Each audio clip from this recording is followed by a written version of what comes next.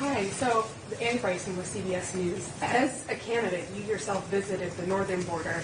Some recent reporting and upticks at the northern border, and I'm curious, does former President Trump have plans to visit the northern border, or, and this is also for Carlos as well, any insight you can provide on what you saw there and just reflect on those visits? So the question was about the northern border, and I'll answer it the same way I answered the last question, which was about partisan politics. It comes down to incentives.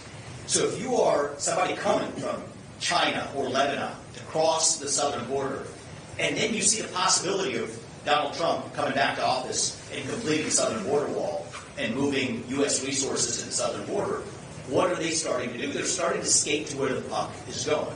To say that, you know what, the sophisticated ones might say they're going to go to the northern border, enter Canada, and then come down by the Canadian border.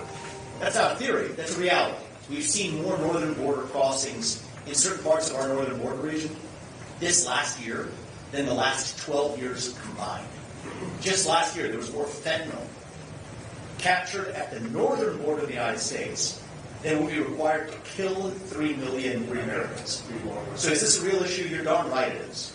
I think many, at the time, this was relatively early, certainly many in the press, derided me for pointing out the porousness of the northern border.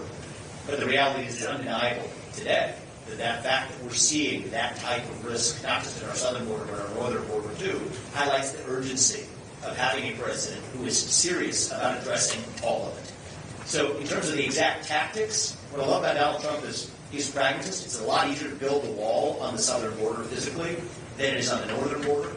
But is he committed to the border security of the United States in whole and the national security of protecting our citizens from the attacks of terrorists or worse entering this country through either border? You're darn right he is. And I have full confidence that he is the president who will protect our homeland in a way that the current administration has not. Last question. Thanks. Trevor Honeycutt from Reuters. This is just a follow-up to something Mr. Trujillo touched on earlier about the precursor chemicals for fentanyl that come from China. President Biden had reached an agreement in 2023 with Xi Jinping to work to cooperate on slowing down those chemicals. Do you have any reaction to how that process has gone so far and what Trump would do differently?